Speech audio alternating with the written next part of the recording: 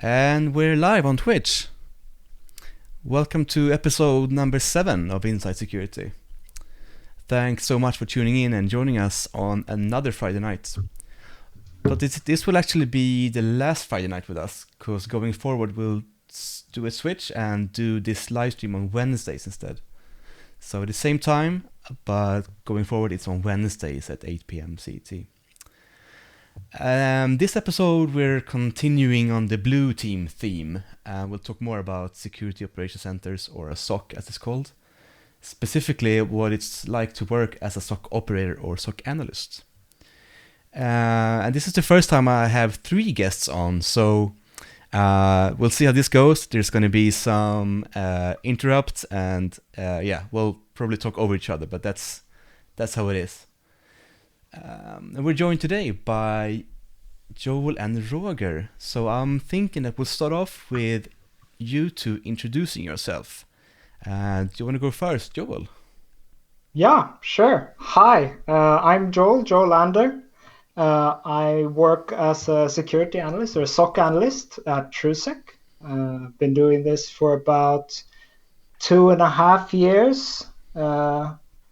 And that's the experience I also have in the cybersecurity field. So super happy to be here. Thank you for having me. Awesome. Thanks for coming. It's going to be a really interesting show. Yeah. Roger, what about you? Who are you? Yeah. Hi, I'm Roger Westgren. I've been working at also as a SOC analyst at TrueSec for about 1 year. And before that, I studied IT security for 2 years. So that's my short history. Thanks for having me. Thanks for coming as well. It's awesome. So did you finish your school, or did you start to work in the middle of it? I finished school. All right, cool. Before, so I got straight to working right after the examen. Yeah, exam, I suppose. Not sure. Educated. Yeah, I never went to any form of higher education, so I have no idea what the terms or terminology is. Yeah. Even before this show even started today, we had 2 new subscribers as well, Horizontal Stack and Jost80. Thanks, guys. That's amazing. Way. Woohoo! That's awesome. So, all right, so we're colleagues, naturally. We all work at TrueSec. And we work in the SOC. And we've had discussions in the past or previous episodes what a SOC is. And it's naturally a security operations center where we monitor customers' environments, and we're specifically an EDR SOC. So, and the contrary is a SIM SOC, where you just push logs somewhere and you look at logs. And we're looking at EDR, so we're really basically in their environments, which is what we are. So, Joel, which EDR products have you worked with in the past, and which one are you working on now? There's a bunch. I can name a few off the top of my head. Defender for Endpoints, formerly ATP. We have CrowdStrike, Falcon CrowdStrike, Carbon Black, Cyber Reason. What else? We have a few NDR solutions like Darktrace and some other things like RSA Netwitness and whatever, Vectra. Yeah, there's a lot of EDRs. I've played with a bunch. What about you, Roger? Yeah, I worked with the same platforms. But on top of that, I've also worked with the Elk Stack. So, but that's like a home project. Nice. So not for business. But that's more of a SIM solution. Yeah, that's nice. I mean, I love to play around with stuff at home and just testing out stuff. Yeah, absolutely. All right, so the Rudy from chat says, well, regarding SIM versus EDR, but do you have 140,000 firewall events per second with your EDR? No, we don't. Luckily, no, we don't. I feel bad for that person. Poor guy. If you have 140k firewall events per second, yeah, good luck. Daru, do you monitor every event manually? That sounds. I wonder where you work actually. That's quite interesting. It's a pretty busy firewall. Oh, So, yeah. all right. So, which are your favorite EDRs then? And like, has Roger? it been the same since the start, or has it like changed? Because they've been evolving. So, like Roger, what's your take on that? It has changed since the beginning. I started out with Carbon Black. Then I moved on to Microsoft Defender for Endpoint. And that's what I'm working on now. And that's what I like the most, actually. Yeah. Joel, what about you? No, it's the same for me. It's also changed. Same with Roger. Carbon Black was one of the first EDRs that I got to tinker with at TrueSec. And I mean, it's good at what it does. It doesn't do much, but it's very good at what it does. But I've been more and more drawn to CrowdStrike Falcon EDR as of late. I think it's a solid competitor to Microsoft's Defender for Endpoints. Yeah, as far as me, like my favorite is probably Defender for Endpoints, but then the more I look into CrowdStrike, it's really growing on me. So, yeah, I might actually CrowdStrike might actually surpass that for me and go to number one. Yeah, it's interesting. Absolutely. Yeah, I think what they've done great is just like actually being competitive with Microsoft, since that's super difficult to do, and especially for enterprises who are not like super locked down into the Microsoft ecosystem. I think CrowdStrike is a great alternative EDR solution. Yeah, I think that's a good point. And cheaper. Yeah, it probably is. Yeah, as I would say, I'm crap at like licensing and pricing and stuff, but yeah, it's probably cheaper than Microsoft. Yeah. Probably, yes. Yeah. So depending on your budget and if you're Windows shop or not, that might be like the way going forward. Yeah, I think Microsoft they changed the licensings now. I mean, before it was only for E5 customers, I believe, and now there's like an add-on to E3, so you can get access to Defender for Endpoints. So cheaper, but still probably very expensive. Yeah, probably. Yeah. So I want to sort of touch on how you got into security, and Roger, I mean, your way is quite obvious, right? From school and then into work. But Joe, how did you get into security? And what did you do before that, if you want to say? Yeah, sure. I mean, it's kind of like lucky coincidence. Basically, after what is it, high school, I guess it would be in English. So I was 3 years after primary school, whatever. I started working full time right away, doing help desk as an like a IT consultant. So I got to go around to a bunch of different, some small and some large Swedish companies, and I spent most of my time at a German car company actually, doing IT help desk, supporting all that stuff. And yeah, for those who've done that and know what it's like, it's hard, but not in like an IT technical kind of way. It's hard because it might be a bit too simple sometimes. The work is kind of boring. But anyway, so the team leader I had when I was working there actually left and got a job at TrueSec.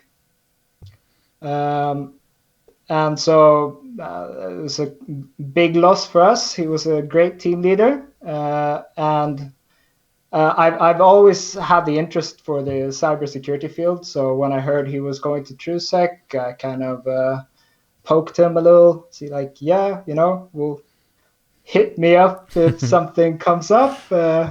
I'm ready to leave tomorrow.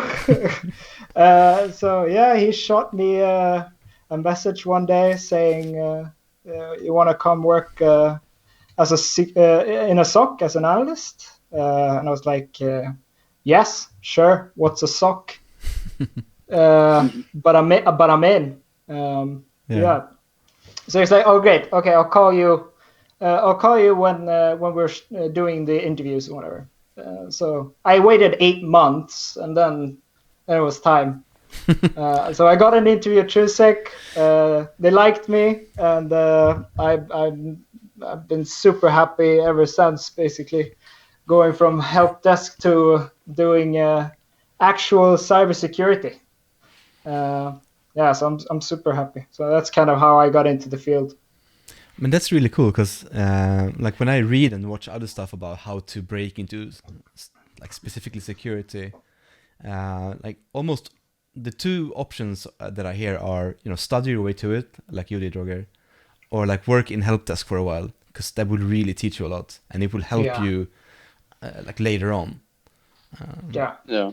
Absolutely. Like with everything, you need to know a baseline of what's normal in order to detect what's unusual or anomalous. And if you're in a help desk for a while, you know what's normal.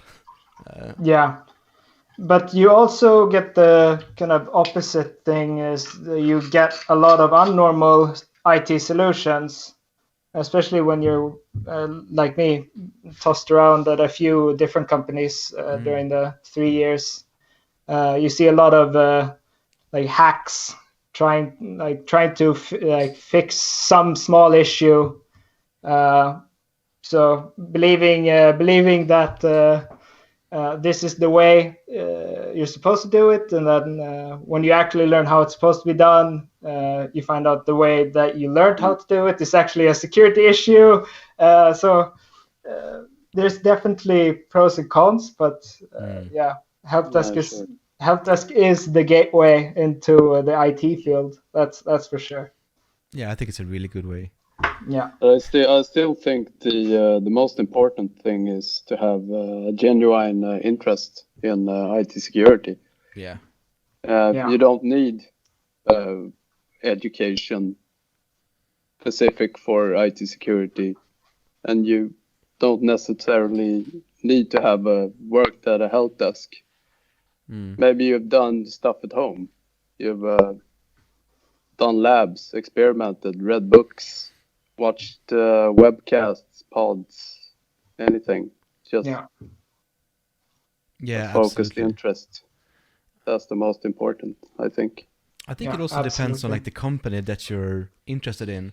'Cause I know some companies, like, you're thrown into work almost like a tool, and you're expected to just work right off the bat, like hit the ground running basically. And then I suppose, I mean, you need to have some experience and stuff. But then there are other companies like TrueSec, and obviously like there's loads more than just us, of course, that sort of takes you like under their wings and teaches you how to do it, and are more interested in you having a passion for it, and like you really want to learn, and then you can actually learn most of it on the job, I'd say. Like I'd hate to have a colleague that's just fed up with everything, just fed up with life, doesn't want to work. Like, I don't care how good you are. Like, if you're not interested and not passionate and just don't give a shit, you're going to be terrible to work with. Sorry. You find a lot of those in the help desk field. Yeah. Yeah. I'm not surprised. No.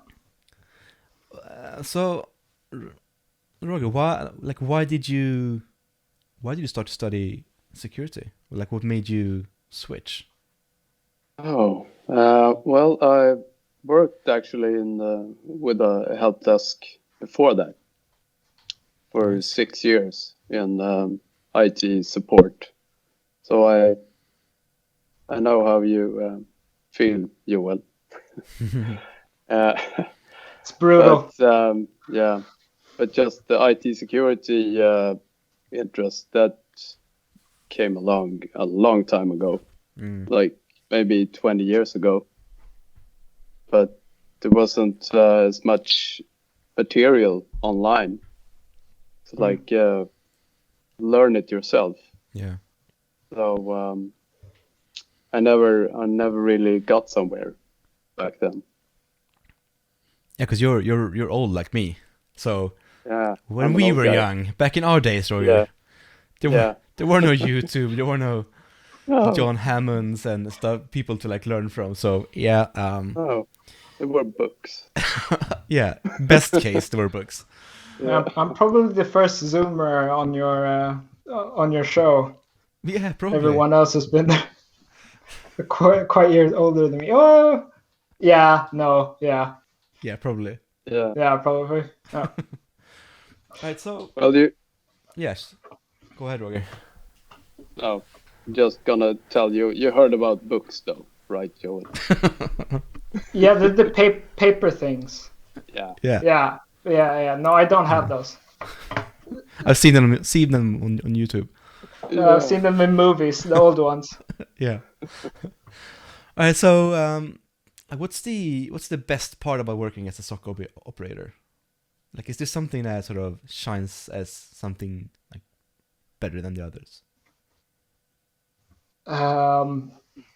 Yeah, I think like for me, one of the best things of like working in a SOC is just like the forced knowledge you have to, the forced knowledge you get basically, seeing a bunch of different attack scenarios, learning what they are, how they function or whatever.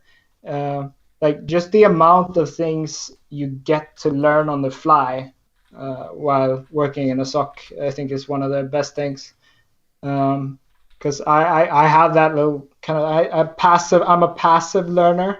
I take time, but if I'm like forced to look at something to understand what it does and how it functions, I don't really see it as learning. So yeah, the SOC really helped in that way. I think it's why. Yeah. For me, it's like applying what you learned to everyday work, like analyzing alerts after read about some attacks.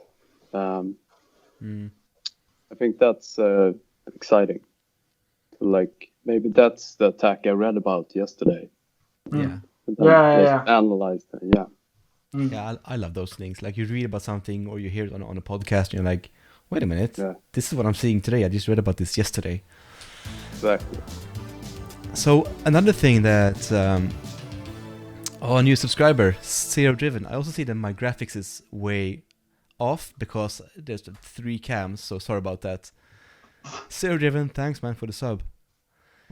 That sort of threw me off my thought process as well. I was gonna say, like you also get to take so many quick decisions on any given day. Sometimes in some people, some jobs, you could sort of think about a decision and then like 4 hours later you decide on it. As a level 1 operator, you have to decide constantly, like, is this bad or not, right? Yeah, it's a quick triage. Yeah. And then the next one, and the next one, and the next one. So it keeps you on your toes. Like that's why I'm a level 3. I get more time. Yeah, I need more time to make a decision than you guys do. I'm jealous. Yeah, I couldn't probably like do the same triage that quickly that you do. I need more time, honestly. So. Yeah, but you get to investigate the stuff that we don't have time to investigate also. So, I mean... Yeah, who's really suffering? Yeah, exactly. Yeah. But I think that's one of the biggest differences, that I have time. Like that's a big difference. Yeah, I think so. All right, so why should someone, or why are you working as a SOC operator? Is it to... So like we know what you do and like how you do it, but the question is more of why. Like, is it the adrenaline kick for some potential like critical event, or is it to dig deep into something, or is it just the sheer volume of stuff and like across multiple customers and stuff? Actually, for me, I felt it was the best entry-level job coming into IT security. Mm. You get to see so much stuff, work with a lot of systems, and get to know all the possible attacks, the ways attackers can compromise systems. So that's really it for me. That's why I became a SOC operator. Yeah, that makes sense. Yeah, I agree with Roger. Just the amount of things we get to see, like every day or every year. There's always something you take with you. Always something new every day. You have to learn about. So yeah. So I was going to ask this later, but it sort of segues quite nicely into this. So let's do it now. So I agree that a SOC level 1 operator analyst is an excellent way to like a jumping point going onwards in your like security career, let's say. So if like that's a really good way to get into things. So do you have any end goals? Like, do you have the end goals? Like, where do you want to end up? In what position? In a utopia future, like in a dream. And like, what's your next step? Do you think? It's a hard question. Yeah. Yeah, I'm throwing you in the deep Alright. waters. Difficult. I do have an answer though. Yeah, shoot. Go ahead. I'm studying digital forensics on the side. So my plan is to work as a first responder in an incident response team. That's my goal. Please. That's awesome. That's a drug, I'll tell you. Yeah, I know you've already felt it, but like doing incident stuff, it's like you just can't quit. I want that adrenaline rush.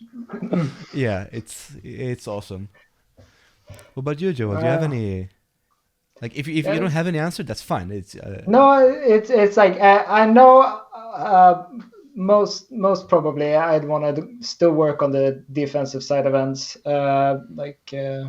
If it's continuing with the SOC and developing the SOC, and I mean it's changing all the time. There's so many different fields within the SOC, so many different specialty areas.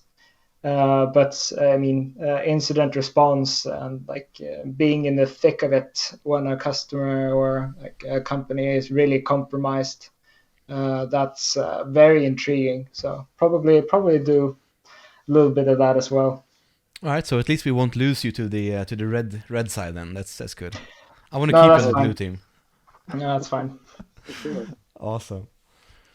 All right. So like, as we've said, you've worked in multiple EDRs, ranging from, as we said, like Carbon Black, Defender for Endpoints, CrowdStrike, and more.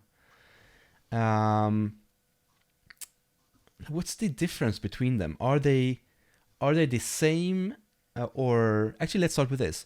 If you know one product, can you just jump into another product and like basically work right away? Yes-ish. Yeah. I mean, Good answer.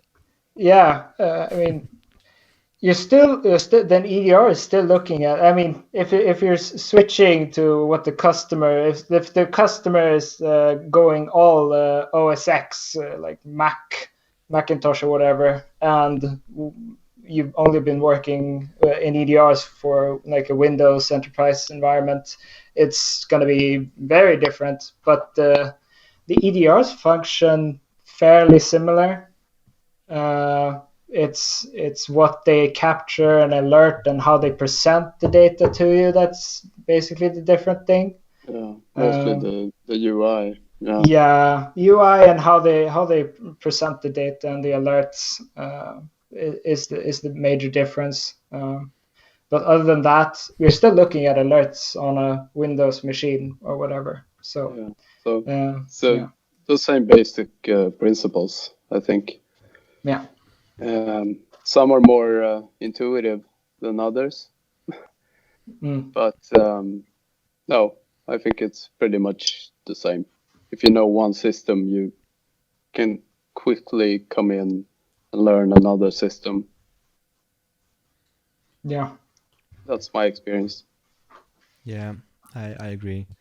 But it's interesting because like we have different viewpoints of this because like we don't really work with DDRs in the same way exactly because you're much quicker than I am and I like dig more a bit longer. So we don't necessarily have the same answers to these questions. So that's why it's interesting to hear like your points on it. So have you had any? What kind of alarms are you sort of dealing with on a daily basis? What's the most? I'm not really interested in like false positives. Like what true positives are you like, is the most common that you see or like on a daily basis? Yeah. Mostly, I would say initial infection, like malicious documents opening in Outlook or downloaded with a browser, that kind of stuff. And Defender is alerting on it. So the antivirus, though. Mm. But that's me working in Defender for Endpoint. I don't know about Joel in CrowdStrike. No, it's basically the same. I would say probably what we see more than that though is like random software people download from random website to solve some like arbitrary question they had. Like there's like 40 different ways to view a PDF, and they always seem to find like the worst shit on the internet to download.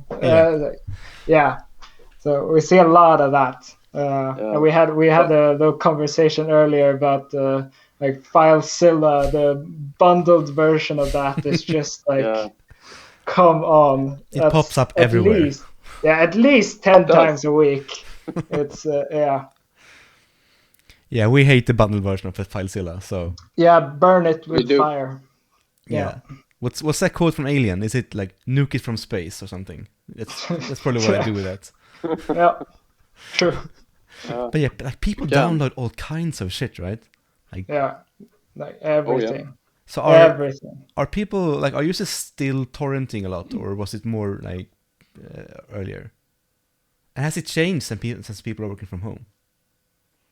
It's gone up. Yeah. Yeah, so there's more torrenting. I think that's.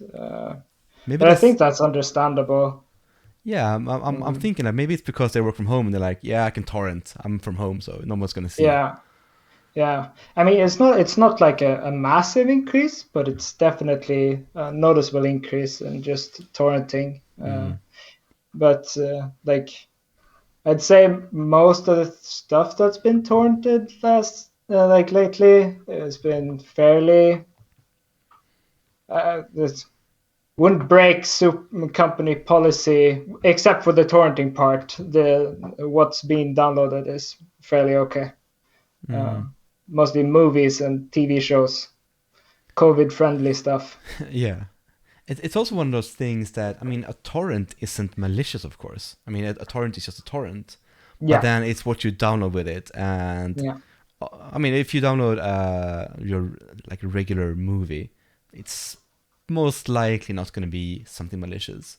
But, you know, that Adobe PDF thingy, like Photoshop with the key generator and stuff, that's going to be shady as fuck. Yeah. Yes. Or some, like... For sure. Hacked software, like operating system, whatever. Yeah. There's a lot of crappy operating systems you can download over torrents. We got a comment from chat from Darudi. It says, in Germany we have the famous chip installer, in quotation marks. It's from a tech news magazine site where they offer lots of legit software bundled with their own installer, which sideloads lots of trash. Tech news magazine. Sounds like a CNET. Yeah. Probably I've seen that a lot, actually. The chip installer. Yeah. Antivirus always gets it. Yeah, we can burn that one too. Yeah, kill it. Just bring out your flamethrower and just burn every bundled stuff with like side loading of trash. Just no. Oh, I also missed a horizontal stack asked in chat. Are you hiring? Yes, we are. Every day. Yeah. Yeah. And that's in general in security. I mean, there's a shortage of people. So, I mean, recruiters are screaming and spamming us like quite often, I'll say. Yeah. So, there is a shortage of people. Yeah. Yeah. So it's a good time to get in if you want to get into security and you're not working in it. Now is an excellent time to get in. Yeah. All right, so bundled software and torrenting is crap, of course. What else are you seeing, alarm-wise? Most interestingly, recently, probably the Hafnium, the exchange hack. We've seen that, like the actual web shell being popped on an exchange server. So that's pretty cool. DDRs picked that up, no problem. They're usually pretty quick in creating IOCs for it. So yeah, it's cool.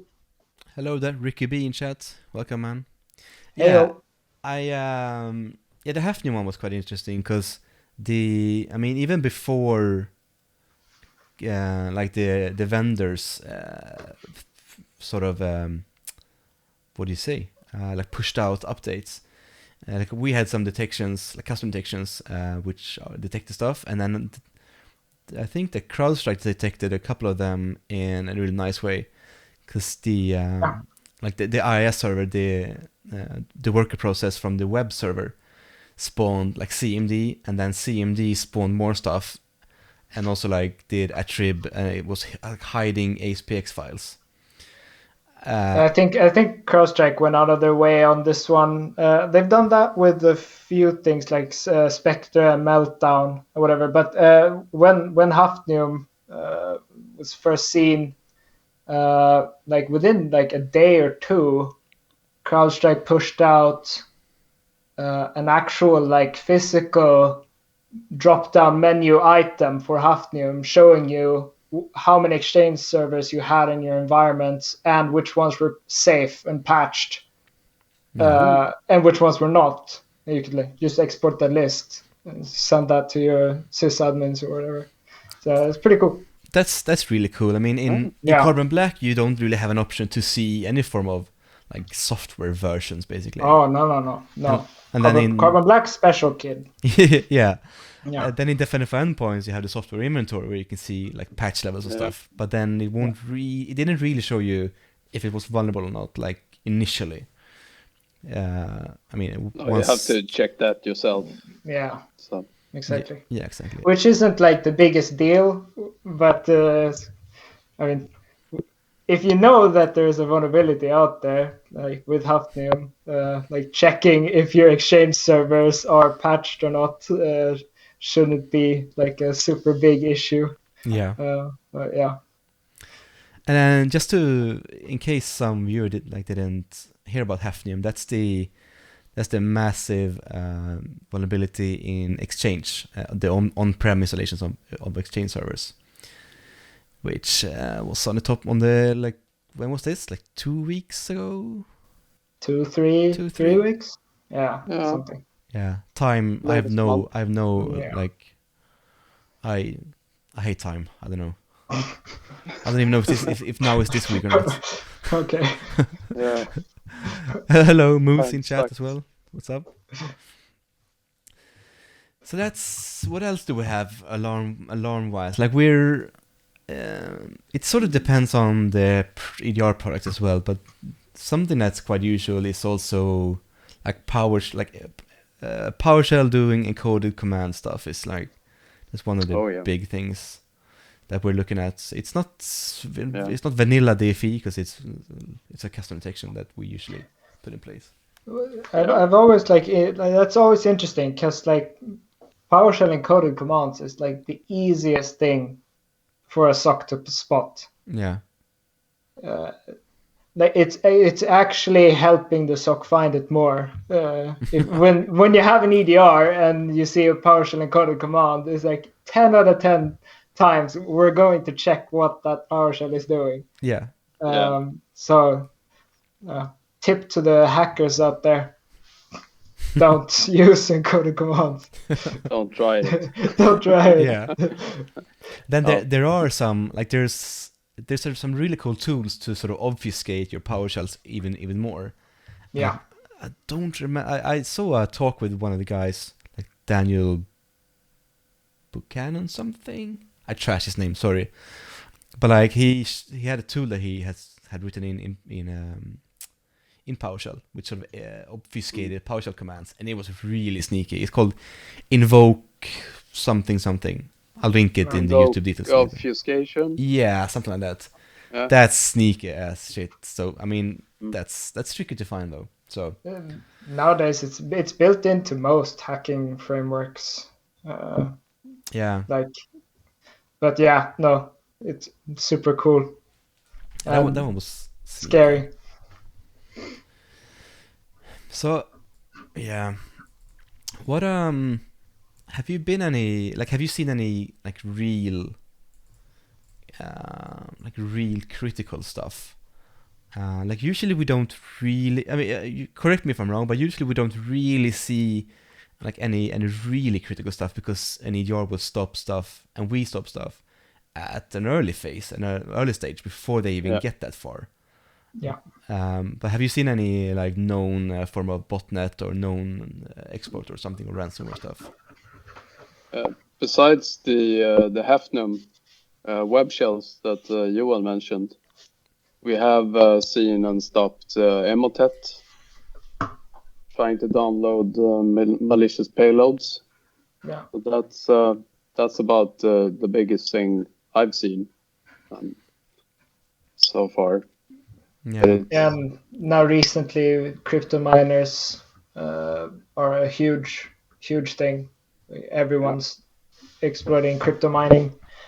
Like the most critical things we see are usually from to B customers. So basically, they've been compromised, and maybe we're working the incident response and whatever. And like during the incident response, we'll roll out the SOC as they're doing the forensics analysis and basically restoring customers' environment. And then we get to see what happened through the EDR's view. But most of the time, we're already on top of that by that stage. Yeah. We see old backdoors and Trojans still lying on servers and stuff. Yeah, sure. Yeah. So I mean, that's something else that I've been thinking about because you like the sheer number of events and alarms that you look at every single day gives you, and I mean you as in like level 1 operators, gives you a really good baseline for what's normal. So like you probably see the same things over and over again, so you know what's normal, right? And then do you ever get that feel, like the gut feeling that something is off? Like you see something and maybe it doesn't really alert in a different way, but something just feels off. Have you ever like experienced that? Yeah, sure. All the time. So that's something that fascinates me because that's something that an EDR probably has a hard time picking up. But then you guys, as like, because you know the environment and you know their like. So that's more like intuition. Yeah. In the SOC Analyst. Yeah. Yeah, and like intuition and gut is of course experience. I mean, you don't get that from having no experience. Like having worked for as long as you guys have, you like. There's something changes in some command line that is usually the same. You're like, wait a minute. Something is off here, and maybe it's not, and then you close it. But I suppose that sometimes, like, do you have any? This is a hard question. Like, do you have any examples of when something can feel off? Like, just it raises your gut feeling.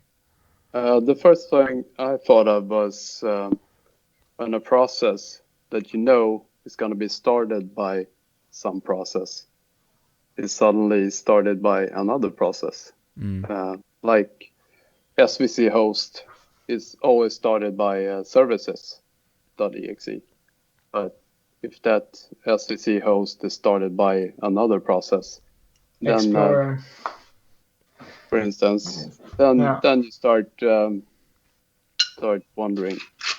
Absolutely. Yeah. That doesn't mean there's something bad going on, but it's just like a feeling. This is not right. Yeah, like I like think you It's not feels like supposed an to be. anomaly, right? Yeah, exactly. I think Mikael, you might actually be a better judge for this, since most of the time when we have gut feelings, we get you and the other level threes involved, trying to sort out what's what. Yeah. So maybe And you can tell us how Yeah. is our gut feeling. it's pretty good. I mean, I usually say that, like, when I get a question, so something escalated from level 1, like a normal thing escalated, then of course I look at it like really really seriously. But then when someone adds, like, because it's they add some comments because it feels wrong, I'm like, okay, let's actually dig really deep into this, because if it feels off, and sometimes you guys are like, I can't say what it is, it's just not normal, and then I'm like, okay, I need to spend some time with this. And like usually it's nothing, because that's the most common thing. But then like there are these odd cases where I actually find something because you guys brought it up because it felt wrong. So that's and I always bring this up in like customers and stuff. That's what I love about, and that's the hard part about replacing a human SOC with some automated something. It's not the same thing. Like you need a human to actually look at stuff, in my opinion, at least. Yeah, no, Yeah. totally. We got some activity in chat. We got Gomin. Hey, Gomin, and Mikael Takeo. Welcome, guys. Yeah, you missed all the interesting parts. Sorry, guys. You're late. Takeo says, wow, security people have feelings. It's rare. Yeah. It's more like a Spider-Man tingle thing. It's not Yeah. much feeling. It's just a sense. You know, when your kidneys are vibrating, like that's a bad, Yeah. like, yeah. Yeah, no, that's bad in many ways. If your kidney's vibrating. Yeah, I mean, you should really look that up. Yeah, definitely. What else was good? We can see something else. Rudan as well. Hello, man. So a lot of people in chat today. That's fun. It's more of a dynamic show when the chat is active. It's not scary at all. Yeah, exactly. I'm totally fine.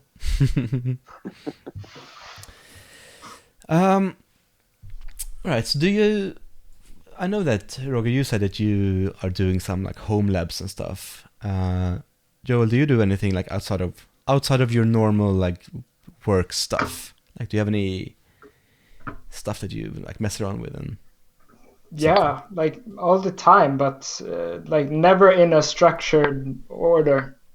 structure It's is always, overrated, right? yeah, exactly. No, it's always like I've spent too many hours in front of Netflix. I open my laptop. I like just click around, read some blog, and then that's 4 hours gone, just tinkering with random things I see related to security most of the time, but never really focused hard on a single project.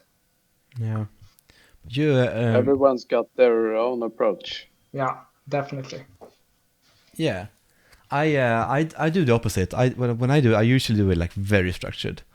Like I usually write, like, fire up some Jira stuff, and I just make a plan, and I just like shred it into pieces, and I do like one piece at a time, and then I just move it to like in progress or done or something. It's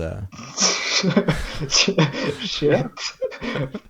I close Chrome tabs when I'm done. That's about it.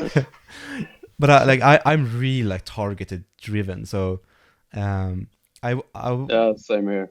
I want some when I was like, I'm gonna learn Python this summer for real, because I had like just not gotten around to do it. And then I actually spent my whole vacation, not the whole vacation, but during the whole vacation, I actually woke up at like 6 a.m. like before anyone else woke up, and I just did Python stuff until like 12 or 1 or something. So like for like 6 to 7 hours every single day for like 6 weeks something. And then I knew Python. Yeah. So weird flex, but okay. yeah, that's it's mission accomplished. I did what I set out to do. No, I'm jealous. I'm jealous. I can't do anything like that. Well, my gaming was hurt though. It suffered from that, so it wasn't perfect. Oh, okay. Nah, games before knowledge, always. Mikael Almstedt says in chat that he needs to watch this on YouTube later because I said he missed a lot of stuff, which is of course so true. And then I watch Inside Security on Twitch on my free time. Well, I mean, this is you should actually charge someone for this, like your employer or customer, because this is like true education. Unless you're Unbiased drinking opinion. beer. Yeah, true. Yeah. Very unbiased. Which you should be. Yeah, the question is, are you? Exactly. Can I Are you charge drinking Drusek? beer? I'm not sure. Try. Charge Mikael. Yeah, exactly. Send it to me. I'll send you a sticker. Oh yeah, I actually have I have stickers ordered, which will sort of land in my inbox on Monday, I think. Not me, but inbox, but mailbox, which is the same thing. So now I'm gonna hand out stickers to you all. Amazing. I'm gonna send some to the Rudy and Ricky B as well. It's basically a team event now with all of you. Yeah, sorry, it's a in-house security show. That's what we like. Yeah. It's inside security, right? Exactly. Roger, do you have any, like, what projects are you doing any projects nowadays, or is it just work? Right now I'm working on forensics. So that's like I'm taking a certification. Oh, nice. Which one? And the eLearn security. ECDEFP or something. Yeah. That's a long abbreviation. Yeah, it is. But it's kind of like a certified digital forensics professional certification. That's so really it's cool. it's really good. I recommend it. So I'm done with that. Are you done with that? Yeah, I'm done with the course now. Nice. Just got done. So I'm gonna try my hands on the certification now. Sweet. I remember you starting that, like, feels like last week, but I guess it's been a while. Yeah, but I'm like Mikael there. I just work hours every day to get done. So. Okay. Well, I will leech off your knowledge later. That's the way to do it. So I was gonna just do some. I have this thing where I do the underrated, overrated segment of the show. I'm not sure if you know what that is, but it's basically I throw out some words or topics to you guys, and then you tell me if you think that it's overrated or underrated. And that's in your opinion, not in like someone else's or in general, but like what do you think of it? So it could be like a cheeseburger. It's that like overrated or underrated, and then you give your opinion on that. We're not going to talk cheeseburgers, even though I love cheeseburgers, but we're going to talk about. We'll start with we'll sort of go back and forth. So Roger, alert fatigue. Is that overrated or underrated? Underrated. It's underrated. Is it a real thing? I think so. Yeah. Yeah. I think it's a real thing, and like when you get too many alarms. What about you, Joel? You can't get a thing. No, I agree. Definitely underrated. Like, alert fatigue is definitely a thing, and it's. I mean, it should be considered in any SOC as a security risk. Like alert fatigue can lead to or will lead to missed true positives. So yeah, a decrease in quality. Yeah, definitely. Sure. Yeah. Yeah, so that's a really good advice for any form of like monitoring, any form of team that receives alerts on events, like if you get too many events or too many alerts, like you should really fine tune those rules and make sure that you get as few false positives as possible. It may still be a lot, but at least it's as few as possible, because like it's a real thing. Yeah. So yeah, before we go to the next question, like, do you ever think about like, are you like worried about missing a true positive, or is that just a normal part of life that you don't really think about, or does it cross your mind at times? It does cross my mind, sure. Yeah. Me as well. Yeah. I think I was more worried in the beginning.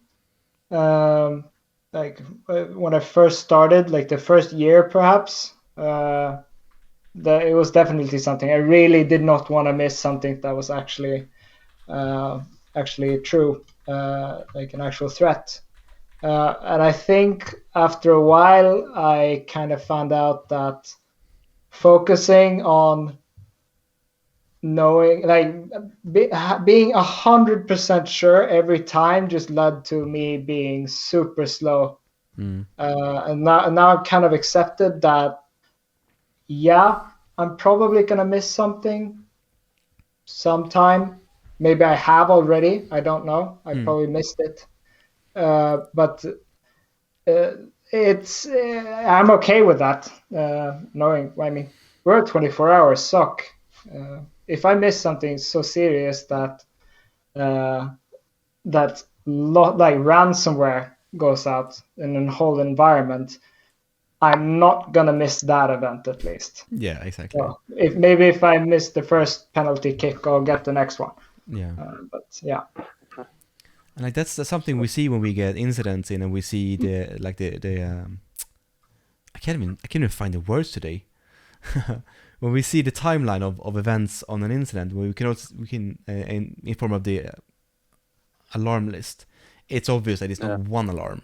It's a lot of stuff that's happening at the same time. Yeah, exactly. There should be. Yeah. And like, because you mentioned it's hard to be 100%, and that's the hardest part of security, because you can't prove that something is safe. I mean, you can prove that something is malicious, but you can't prove that something is safe, and that's like the baseline of that. That's tricky, and you need to be okay with, like, sort of, it's reasonably fine. That's good enough in some cases. And you're like, if this was a true positive, it should probably come with like this and this and this alarm as well, and it doesn't. So, you know, it's hard. I think about that quite often. Like, I don't want to be wrong with this. Could be exploited, but yeah. Because it's that's a real thing. I know what you mean. Yeah. But I'm thinking that some people can actually be quite stressed about this. But yeah, definitely. No, it's a totally character thing.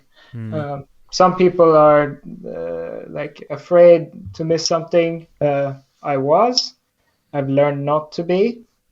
It's the acceptance part. For me, it came pretty quick. But for others, it might never, and they want to be 100% all the time.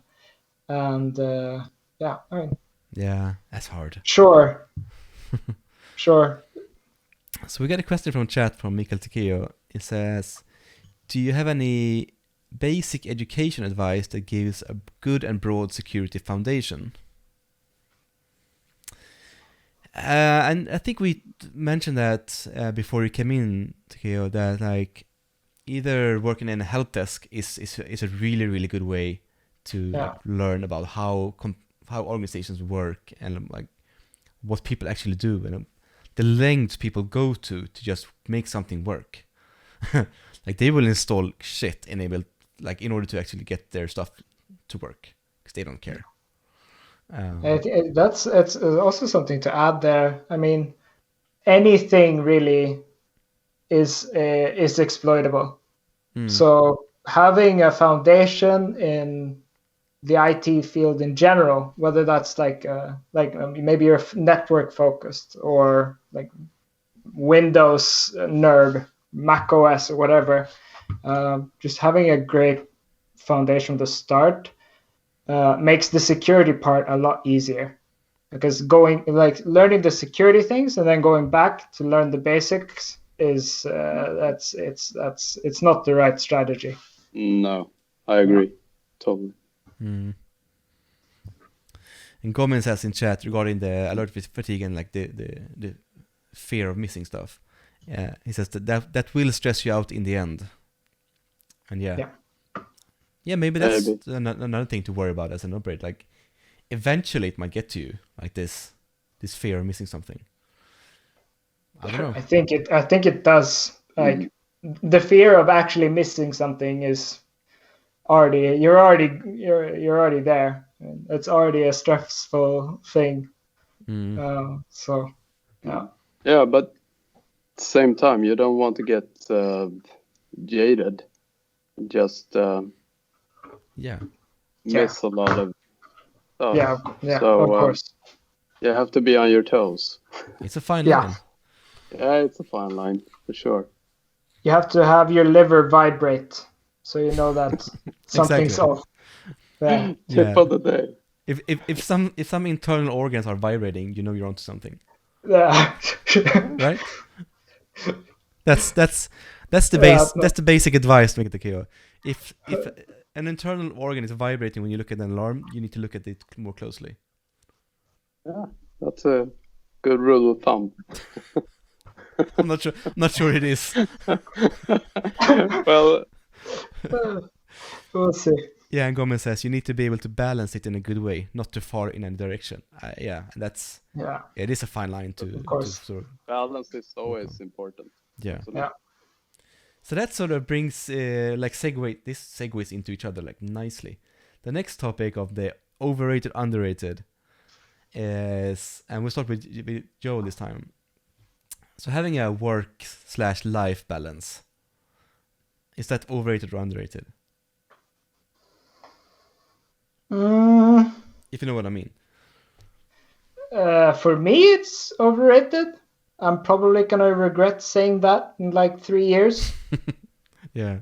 But for me, right now, where I am, I feel like I have a pretty good balance.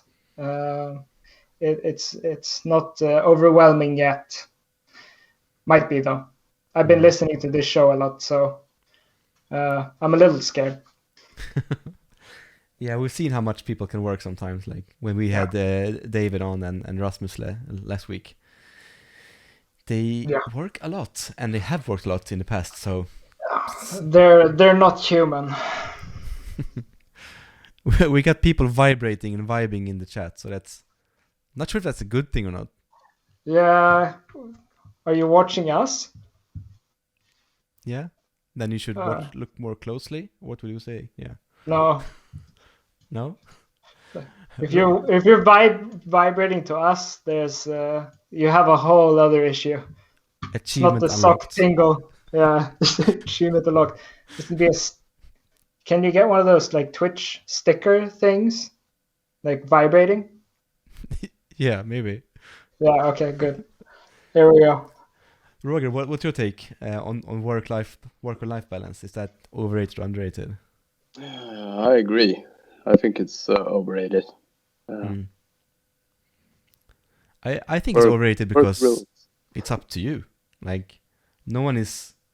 Hopefully, no one is like shoving like work down your throat. Then you need to say no, and like that's not okay. But if it's your own choice, you can choose how much you want to do, right? Exactly. But then there are some other like organizations and if companies. If you want to work 90% of the time and you're fine with that, you would like it. What's the problem? Yeah. Really? Yeah, exactly. I agree. Another question from chat from Mikael Almstedt. Can any of you recommend the CompTIA Plus courses? I can. I took some of them back in like 5 or 6 years ago. So I have Network Plus and Security Plus. And I especially think that like while the Network Plus it's very very like basic. It's good to lay the foundation, and then the Security Plus is, I think it's a good cert, a good course for people in security or people that want to get into security. Like you and Roger have, I mean, have you looked at this? Yeah, I No. have. It's been on ice as of recent, but maybe a half a year ago, 6 months ago, something. I started studying for the Security Plus. Just basically, yeah.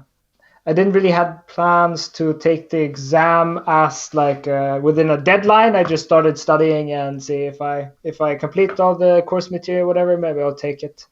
But yeah, I think it's great. It covers a lot of things. I mean, on like one, it's super broad. One end you're talking about like different attack vectors and techniques and social engineering, and then all of a sudden you're in another world where it's like, how do you set up a secure app development infrastructure? Yeah. So I mean, it's super broad, but yeah, it's good. Thank you to Moose for a 6-month sub. Whoa. Some people are crazy. So we get Six the Rudy and Moose who did it 6 months in advance. Competition? That's insane. Well, the Rudy did actually tier 2, so he's MVP for now. Just saying. Ooh. MVP. But yeah, so Security Plus, I think it's good for many reasons. I think it's good exactly as you said, Joel, that it covers a lot of things. You get a really good foundation. You won't be a specialist in a specific area, but you get a really good like foundation and base level. And then also it will get you past HR. So if you're a self-learner and you've worked in help desk and then you've actually like studied on your own time, you've done your home labs and everything, like how do you prove that to a company? You might do that in an interview, but you actually need to get the interview. And if you have no security experience, it's actually hard to get that interview. But then if you have the Security Plus, I mean, that's a cert. It's on your CV. You show that if you paid for it yourself, you can even put that in, because I've done that. I paid for my Security Plus myself. So I actually put that in my CV just because, it shows that I actually want this. So yeah, I think it's good for those reasons. It gets you past HR in a lot of ways. Yeah. And it's the same. I also have the CH, the Certified Ethical Hacker, which is the same thing. It's a pretty good course, pretty intense. It was like 6 days, 12 hours per day. Wow. And then the exam was just multiple question exam. You just chose the right answer. A lot of people like trash talk CEH. I don't. Because if you look at job ads, a lot of them have like, you need to have some or one of these certs, and then one of them is like CEH.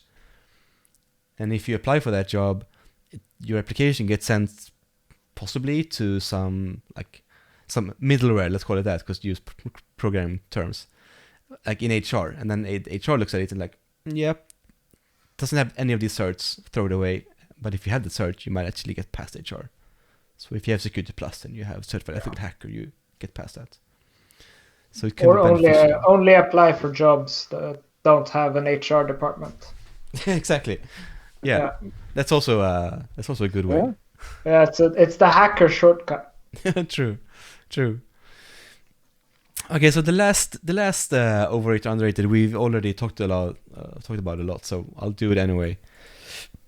And Roger, you first. Having a home lab of some sort, overrated or underrated? Underrated, of course.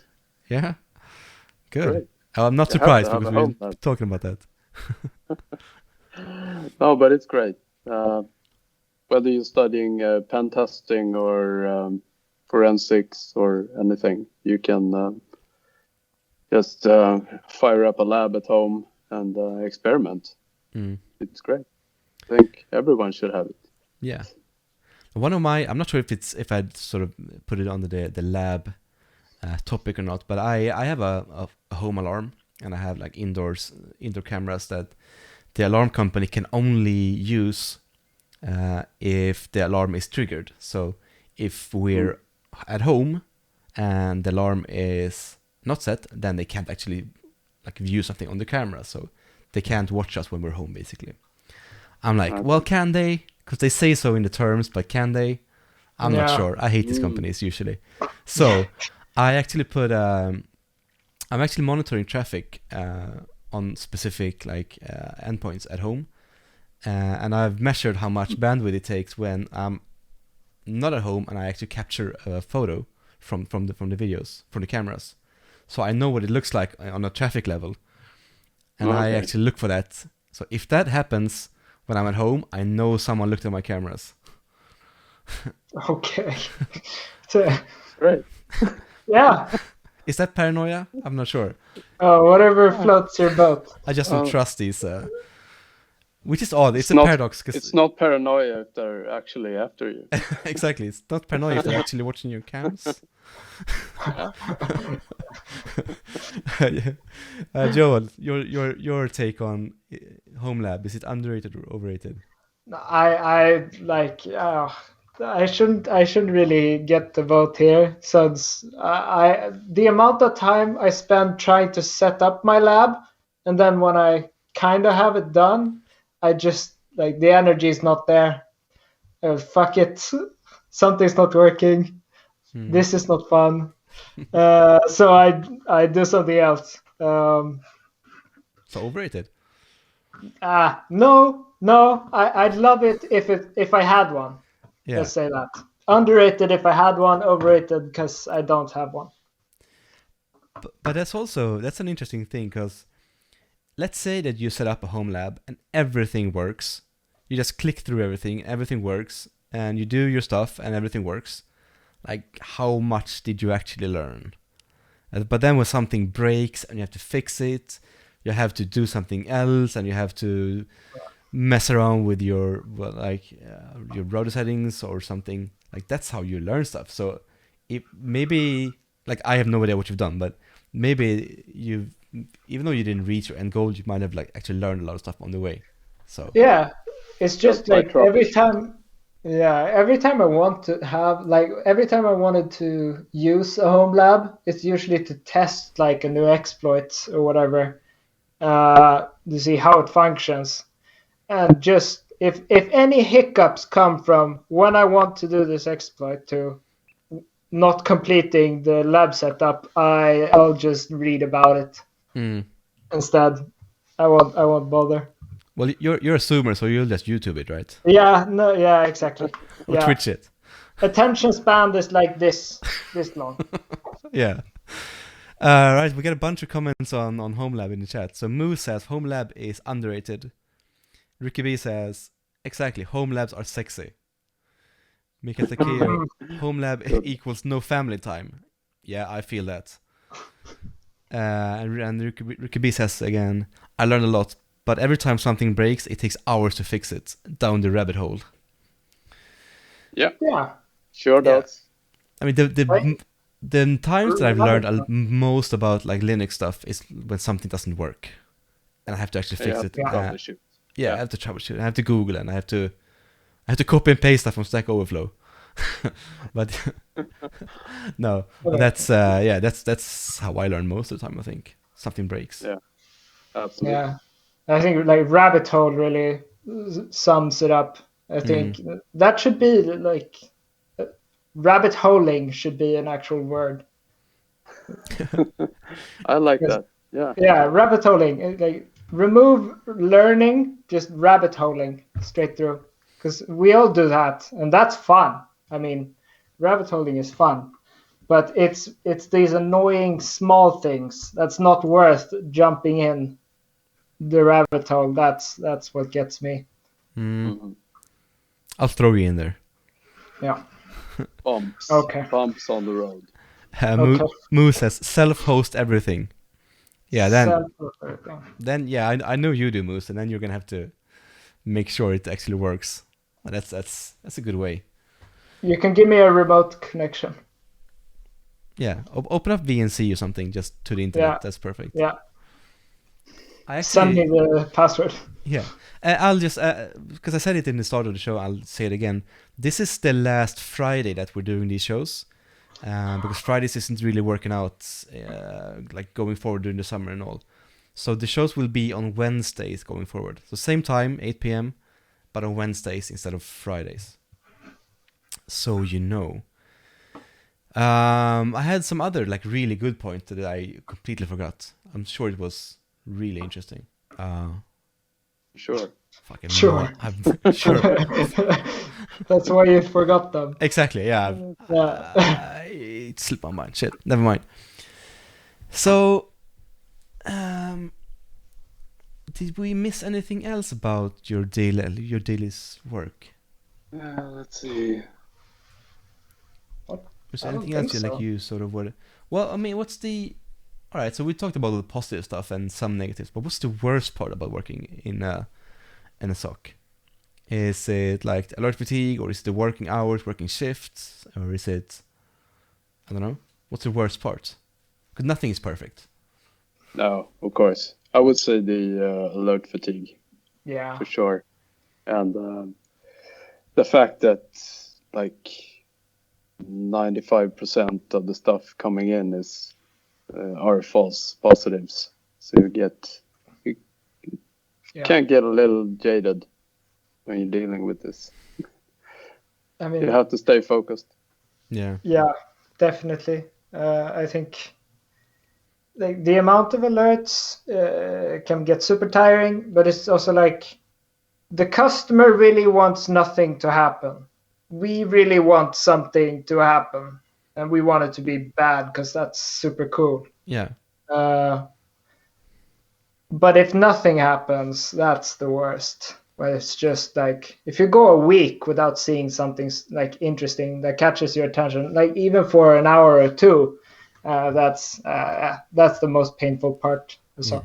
Yeah. Uh, That's something that I'm struggling with explaining to people not in security.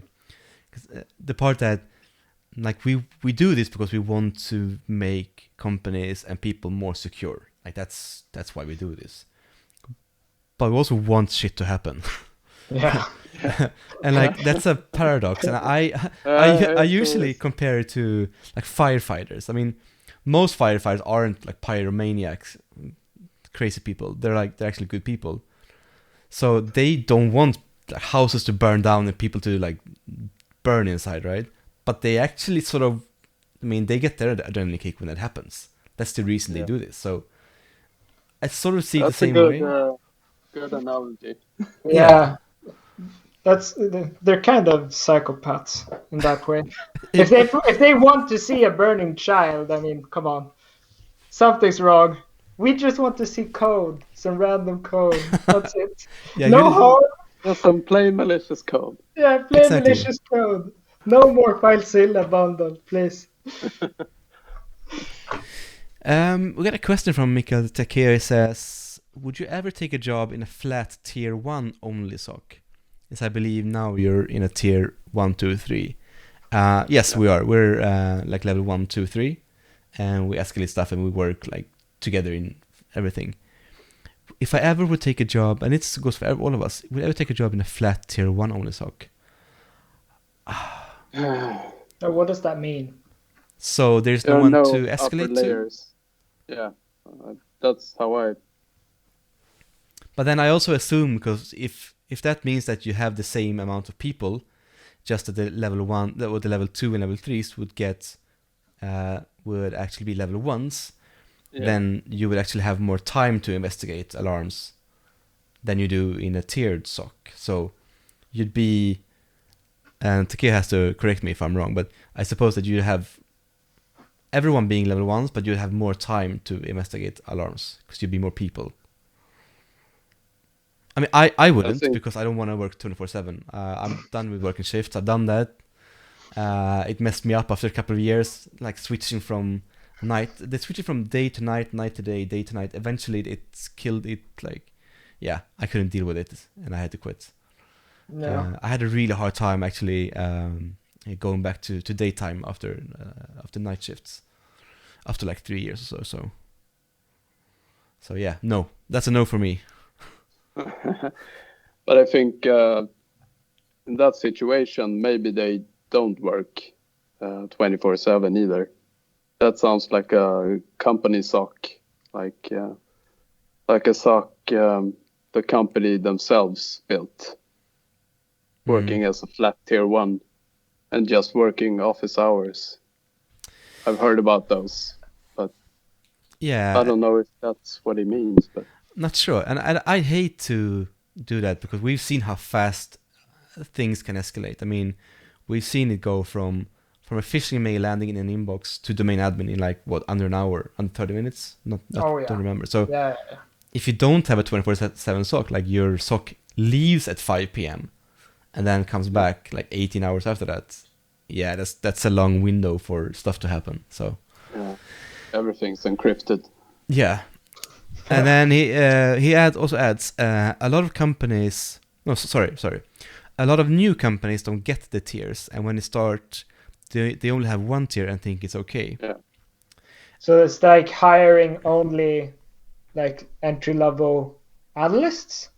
It's like no level, like no what we call level 2, 3.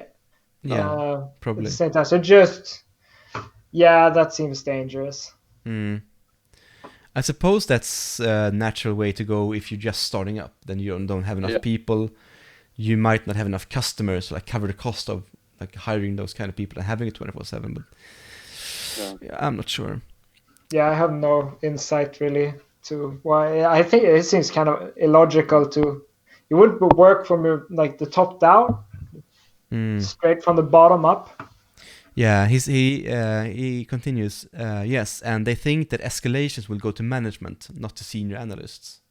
Okay. Yeah. Right. So then the call from the level 1 operator would be like, does this need to be an incident response or not? I suppose, because that's what management deals with, and they don't really make that decision. That has to be an operator, a technical decision. Yeah, it's hard. I think it's hard sometimes. So it's risky now, like especially when we see like incidents, like the time it takes from like initial entry to like ransomware or data exfiltration or whatever. It's so fast. So anything that would slow down that process, like not having an escalation contact or like a method to make sure someone who with more senior experience knows what they're looking at, I think it can be really, really dangerous. Yeah. I think you brought up a really interesting point that I haven't brought up in the show earlier. But that's, I mean, we're always talking about like protecting stuff and having EDRs and having different solutions. Then I saw someone on Twitter a couple of months ago, I think. He wrote a bunch of tips and tricks about how it's might not be crucial. Well, it's crucial to stop the attacker, of course, but it's also important to slow down the attacker, to like make it take more time. And that's a really interesting take on that, because if you get more time on the defensive side, if you like slow them down, then you have more like a bigger window to spot it and actually investigate and stop it. So you don't always have to stop stuff. It's also good to just slow it down, I think. Just watch them. Yeah. Sure. Yeah, but if you're slowing down, like to the point where you think you don't need monitoring, I don't think yourself. that's. I agree. I don't think that was the point either. Yeah. But yeah, absolutely not. You need. Yeah. I used to say that. I always say that you need security in layers. Like the one thing it's not like a silver bullet. You need like layered security. I mean, you need multi-factor authentication. You need a SOC, antivirus, antivirus. You need firewalls. You need a SIM solution to send other log stuff to. You need a CSERT, an incident response team, and then you need etc. And then you need to like vet people in a hiring process so you don't hire criminal people and stuff. So it's like just do this in layers, and then one of these layers might find something. So I mean, maybe you stop an insider threat even in the hiring process because you did your background check and he doesn't seem right. So I mean that's security, even though it never comes to a SOC because they were never hired that company. So That's also very interesting. I think that's very like where you're located, how that process is done.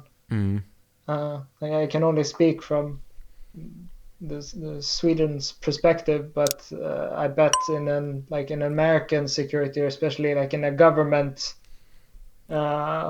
position or government entity, that background check might be more thorough. It's interesting. We got a bunch in chat that I had to catch up on. So Ricky B says regarding the SOC and the tiering system, he says that I'm also working in SOC. For us, it's also quite hard to find an optimal structure, especially with several departments that want us to do their audit and compliance monitoring. So I come from other operation centers. I come from like network operation centers because I worked in telecom and in data stuff. So I've worked like in or around like NOCs and SOCs since 2007, I think, in 4 continents in like 6 different countries, I think. So I've seen how NOCs work and operates around the world in all different cultures and all different stuff, and it's almost the same. Like they have the same structure, they have the same tiering system, like that you can escalate stuff to a next level tier. Sometimes it's called like tier 2 or level 2. Sometimes it's second line, like management. But it's basically the same thing. And then you have someone on call that's more senior, that so you can always reach someone 24/7 if you need to really like escalate something. So yeah, Ricky B, there are stuff to look at. Like look at other organizations that are doing. Maybe not SOCs, because SOC is maybe not as big as a big NOC, like a network operation center. Then you can just steal with pride. That's what most people do. Okay. And yeah, and then chat went crazy. So yeah, they're talking about onions and crying. So yeah. Oh yeah, security layer thing, right? Yeah, security is an onion. Right. Yeah, in another thing. Yeah. A second. So that's a good thing. Security and onion. So there's a product called Security Onion that's actually a network monitoring setup that you can use at home as a lab, for example. It's really interesting. Tor is an onion as well? Yep, it is also an onion. Yeah. At least the logo. We should make one particular onion a security onion. Yeah. A red onion, or a blue onion. That's us. Blue onion. Yeah, blue onion. That's the security structure. Yeah. Yeah. Makes no sense whatsoever. That's. We'll start Monday. True 6 new SOC. That's the next slogan. The blue onion. The blue onion. Ricky B is registering that trademark there right now, so we're screwed, guys. Okay. Well, come work for us. Yeah, exactly. You should come work for us instead. Yeah. All right, guys. We've been going on for like 90 minutes, so wow. We should probably wrap up unless you have something to add that I have forgot to ask or bring up. We've covered a lot. Yeah. Super fun. Super fun. Thank you. Or chat. Any last questions before we go offline? Basically, we'll give them a few seconds. Yeah, of course. And I also like to mention that we're talking about the worst part about working in a SOC. And the worst part about working in a SOC for me is toxic people. Because we have Gomen in chat. He says the worst part about working in SOC is the people you escalate to. That would be me. So, and then Moo says this. So yeah, toxic people. Unfortunate. You weren't supposed to find out this way. Yeah, burned live. So right, we have one last question from Ricky B. And Ricky, this was I think we touched upon this more last episode when we were talking about incident response with Rasmus. He says, maybe last one I have, and maybe I missed because I joined a little late. No, you didn't miss it. But have you ever dealt with actual APTs or actual targeted attacks in general? For us, there's just so many false positives. And yes, there are a lot of false positives. A lot. So like really try to minimize the incoming false positives as much as you can. And yeah, we have worked against actual APTs and actual targeted attacks as well. And targeted attacks might come in different shapes or forms. It could be like a spear phishing email to a CEO. It could be a spear phishing email to someone else. It could be that company A was breached and then is sending phishing emails to company B, like using company A's signatures and coming from that email address because they really wanted to get into company B. So that's also targeted. Yeah. And yeah, APTs, we worked with those, and as Rasmus said last week, he said that because I asked him, like, is there any difference against like fighting against APTs or ransomware groups? Like, how does it differ? And he said that ransomware groups might be working around the clock or just really weird working hours, just not really any logic to it. Like APTs, you can sometimes you can really tell, like they come to work and they start to work at like 8, and then they work until a specific time and then they quit, and then they come back the next morning and they work again. And there was also like on one incident where we did that, there was suddenly a break for a couple of days.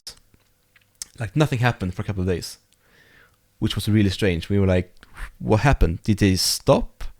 Or are we not seeing them anymore? Like what's going on? This is strange. Like nothing's going on. And then the next Monday they were back. And then we looked at the national holidays in that country, and yep, there was national holidays for a couple of days. So they were off. They didn't work. That specific APT group was, they were off on a national holiday. Huh? And then Monday morning, at like local time, like 8 o'clock, back at it again. Hacking shit. So that's pretty interesting, because maybe to them, and I don't know, but maybe to them it's just a job. It's a normal job. Yeah. Exactly. They go to work, they work their hours, and then they go home to their wife and kids or husband and kids, and that's it. APTs is like a whole other inside security episode, I think. Yeah, and we touched more on that like last episode. So there were quite a bit about APTs and ransomware as a service, and how you need to know Russian in order to like be able to actually purchase some ransomware as a service products and stuff. So yeah, I can really recommend watching that episode with Rasmus. It's episode 6, I think. It's incident response with Rasmus. He's a god. He is. Yeah, living legend. But yeah, that's pretty. But targeted attacks, yeah. So it's also in terms of like social engineering and like spear phishing and stuff. And like CEO spear phishing is a thing. It's still working. So yeah, that's something you need to be aware of. Yeah. Takeo said, well, Ricky B says, fascinating. I have yet to experience this. Takeo says, that's a good thing. Don't wish for it. Yeah. Don't wish for it. Unless you're a SOC, because it can be kind of fun.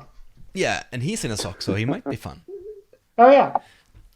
It's one of those. It's one of those things where of course you don't want an APT to attack your customer.